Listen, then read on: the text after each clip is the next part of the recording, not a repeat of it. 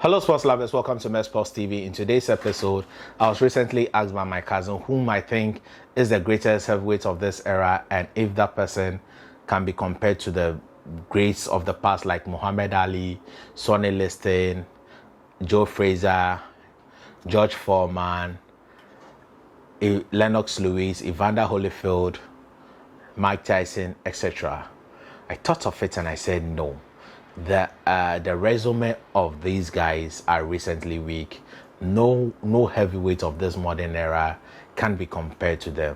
But these are the foremost guys who can enter into those conversations, and this is what I think they have done and what they should do in order to enter into the greatest status. Now, if you have not subscribed to the channel, please do subscribe to the channel. Press the like button, express your views in the comment section, and also share so others can enjoy. Thank you so much.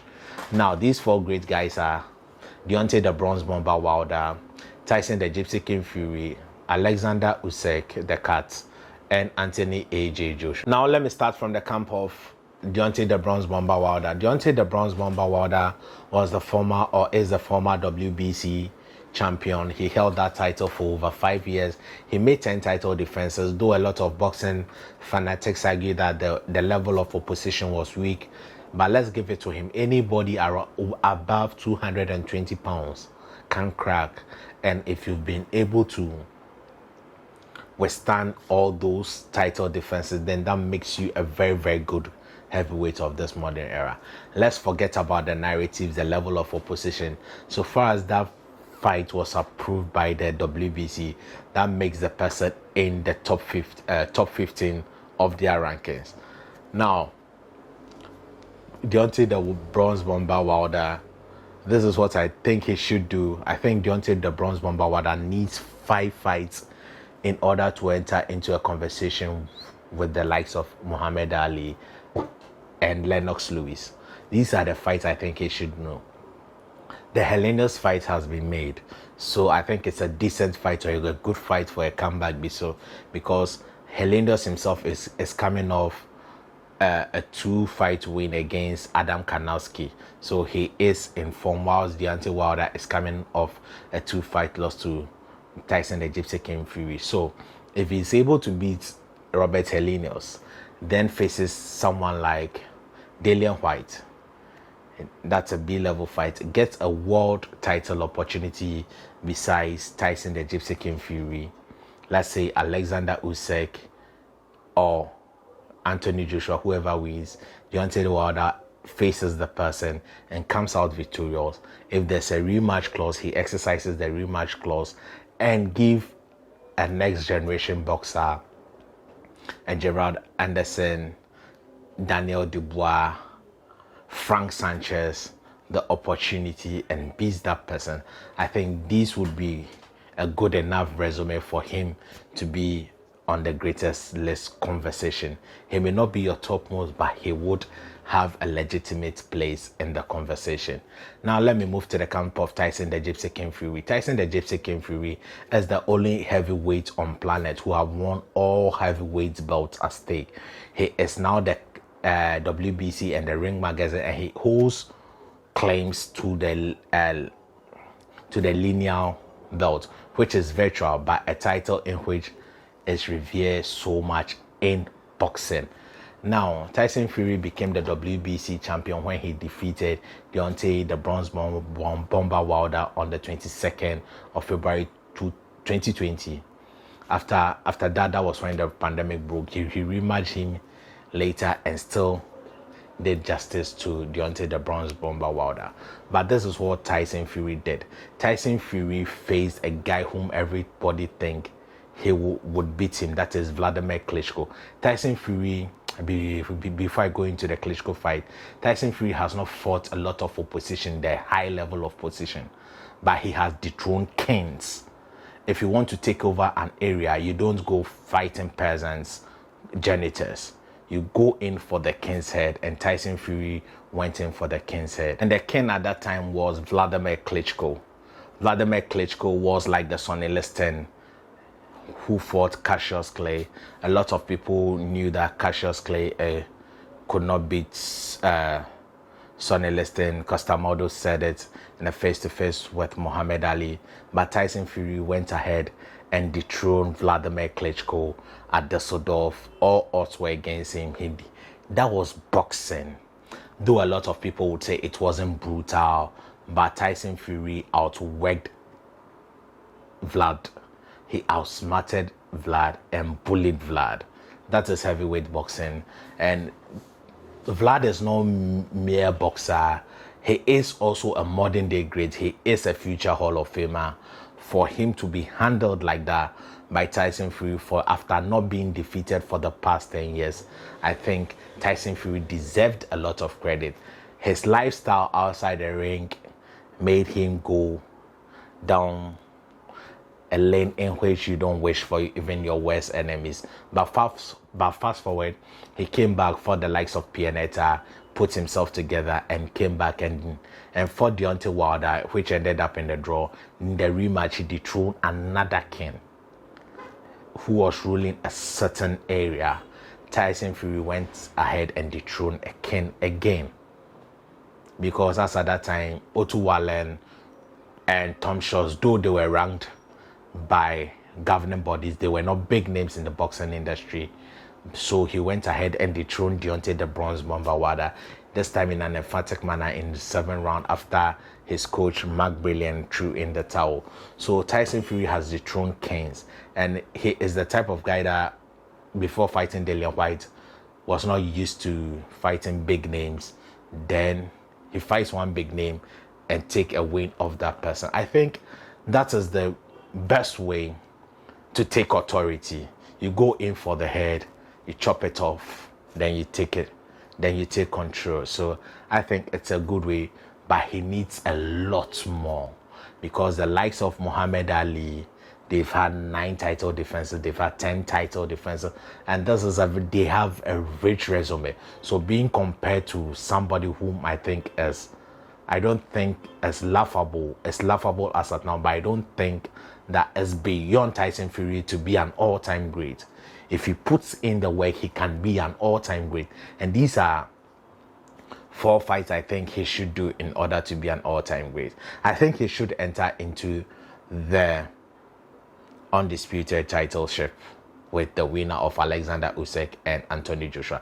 He should go into that match. If there's a rematch clause, he should exercise the rematch clause. No BSing around, no technicalities. He should exercise the rematch clause. And he should give someone like Joe Joyce, Daniel Dubois, Filip Hegovic, Gerald Anderson, Frank Sanchez a chance.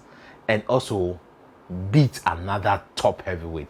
Let's say if even Usyk does not win, he fights Usyk. If Anthony Joshua does not win, he fights Anthony Joshua. That is when his greatness can be entered into a legitimate conversation with the likes of Lennox Lewis, as who is Britain's greatest heavyweight. But if you don't do that, I think Lennox Lewis is Lennox Lewis' resume as a boxer, both amateur and pro, is head and shoulders above Tyson Fury as at now. Now, let me go to the camp of Oleksandr Usyk, what he has done and what he needs to do in order to cement his legacy. Oleksandr Usyk is a heavyweight who came from the cruiserweight division. Before coming into the heavyweight division, he was an undisputed cruiserweight champion, and he did a lot of great things. He journeyed around winning all the belts. That is something most boxers are afraid to do, because the zero has become a marketable tool since Floyd Mayweather used it in getting a lot of money. The zero has become a very marketable tool, but Oleksandr Usyk said, F it. Let me go round, take up the challenge, conquer, and be regarded as number one. That is what greats do, and Oleksandr Usyk did just that, and I admire him so much for that. And but talking of the heavyweight division, after he defeated Tony Bellew, I think in the 8th round, he entered into the heavyweight division. He was scheduled to fight Tharon, yeah, the MMA guy, 10 boxer, but he failed the drug test. Then Witherspoon stepped in on a short notice. Oleksandr Usyk did not look impressive in that fight. Then he fought Derek War Chisoro, Del Boy, whom we all know would give you a fight. For the first 5 rounds, let's be honest, Del Boy gasses out or reduces, or his pace reduces after 5 rounds, and Oleksandr Usyk schooled him. A lot of Brits says Del Boy won the fight, but hey, if you are being honest, Oleksandr schooled him after the 5th round. Del Boy did not really do anything in that particular fight. He went ahead.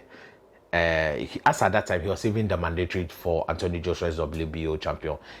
And went ahead and dethroned Anthony Joshua at the Tottenham Hotspur Stadium to become the unified champion, and he is the current unified champion. That is, he holds the IBF belt, the WBO belt, the WBA Super, and the IBO belt. Now, this guy has done great in the lower division, and I think he is one guy who is just 3 fights. He is just 3 fights away from being great, or maybe 2. He needs to fight. If he wins the rematch against Anthony Joshua, that affirms that his first win was not a fluke, because a lot of people are saying that Anthony Joshua should come forward and bully, but I'll come up with a video on that. Let me just ask you a question, quick one. Did you think Oleksandr Usyk did not expect that in the first fight? In the first fight, did you think Oleksandr Usyk did not expect Anthony Joshua to come and bully him? Because that was the narrative from the likes of Johnny Nelson and Eddie Hearn. If he thought that and still did what he did, then you should know that he is a dangerous guy. Now back to what he should do. If he beats Anthony Joshua again, that is punctuating his win, making a statement to everyone that, hey, I am here for good. I am no fluke, and I am the best. Then he also gives another person a chance, because he's about 35 years. If he fights the rematch, the war at Ukraine, I don't know if he can fight more, but if he becomes undisputed in the heavyweight division, and also exercises the rematch clause in the heavyweight division and still come out victor, then I think he can be entered into the conversation with the likes of Mike Tyson, Lennox Lewis, Evander Holyfield, because he would have been a 2-division undisputed champion. Imagine how that would be. And he did not just win it one, he rematched champions to show that he is the best. I think that would be great for Oleksandr Usyk. So I think he needs 2 fights to enter into the conversation, and if he adds another fight to it, then that makes the conversation a more thicker and more favorable to him against especially Mike Tyson. Imagine putting Mike Tyson resume there, and Oleksandr Usyk had beaten Anthony Joshua again, had become undisputed, and had beaten the undisputed champion again, and also beating, let's say, a Filip Hrgovic. I think that resume there surpasses what Mike Tyson did, in my humble opinion. Now, let me go to the biggest brand in heavyweight division, that is Anthony A.J. Joshua. Omo Naija, like they say in Nigeria, Nigerian man know they carry last. This guy has done a lot of good to the heavyweight division. His brand, his social appeal, his talks has drawn a lot of crowd to the heavyweight division. Though the heavyweight division was a little bit in the slumber when he came to world level by defeating Charles Martin. And one thing I liked about Anthony Joshua is that a lot of people argue that Charles Martin was not the best. Yes, let's forget about, I don't want to go into the quality of opposition, but what the person has done. Anthony Joshua, right, became a world champion in his 17th fight against Charles Martin, and it was an emphatic win. I think it was the second round KO. he left no doubt in the mind of anyone that he is here to prove a point. From that time, Anthony Joshua has always proven me wrong, and that I have so much admiration for a man who is very determined against all odds to achieve greatness. And he also faced Eric Melina, Dominic Brazil, then unified against the former champion as at that time, Vladimir Klitschko, 90,000 capacity at the Wembley Sports Stadium. And Anthony Joshua also did another thing. He proved to the world that he is no fluke. He stopped a 41-year-old Vladimir Klitschko, both Olympic gold medalists. But it was a very exciting fight. But one thing I did not like was that Anthony Joshua had to overcome a lot of challenges in order to win that. It was like the changing of the baton.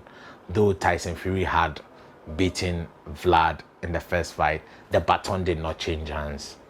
The baton changed hands when Vlad lost to Anthony Joshua.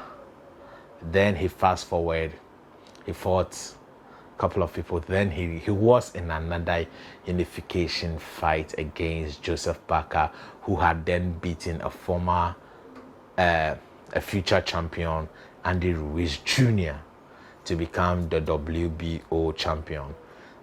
He faced Anthony Joshua, and that was the first time Anthony Joshua was going 12 rounds. Anthony Joshua won by unanimous decision. Though that fight I did not like it because of the referee, but give Anthony Joshua the credit. He won that fight. He won that fight clearly. He was the victor of that fight. Then fast forward, the negotiation with Wilder and things. I'll bring you an episode, let's say this month, on why I think Anthony Joshua and Deontay Wilder both dogged each other. I think they both sent each other, or their offers were BS. I'll tell you why this month in an episode. Now, this is what I think Anthony Joshua should do. Anthony Joshua needs to win the rematch with Oleksandr Usyk. And he doesn't need to win on points. He needs to win in a decisive manner. TKO, KO of Oleksandr. It is very difficult, but it is not beyond the talent of Anthony Joshua. He can do that. Then face Tyson the Gypsy King Fury. That would be a very big fight. It would be, if the fight turns out the way I envisioned it, it can challenge Ali and Joe Frazier one as fight of the century. Because two fighters in their prime, unlike Floyd Money Mayweather and Manny Pacquiao, the fight happened when both men were not in their prime. This fight would happen in the prime of both men. And if he beats Tyson the Gypsy King Fury twice, wow. So that means Anthony Joshua would not have won his championship belts in one fight. He went belt collection to become undisputed. How many people do that? That is admiration for the young man. So if Anthony Joshua surpasses Usyk and beats Tyson Fury, that is greatness there. Because he went belt collection. He did not win them in one match. He won. It's like playing a league. World Cup is very difficult to win. It's 7 matches. But playing the league, 38 matches. Week in, week out, the fatigue, the stress, the problems. World Cup is just a month. You can win it. With luck on your side and a good team, you can win. But you can have a good team and still lose the league. The English Premier League, that is, I think, Liverpool losing to City proves that you may have a very good team, but you still lose the league. But Anthony Joshua has gone belt collection. Let's give the young man his due. He has done emphatically well. So I think Anthony Joshua would need just 2 fights in order to enter the conversation. And in order to have a thick argument on his side, he may add a Daniel Dubois, who they said knock him out in sparring, or give Dillian White a rematch, or Andy Ruiz, who he has lost to, a rematch, then he can enter into that conversation. So this is my take on whom I think are the best of this era, not the greatest, but they are the best of this era. These 4 guys, and if they do these things I say, they can enter into the conversation of being greats.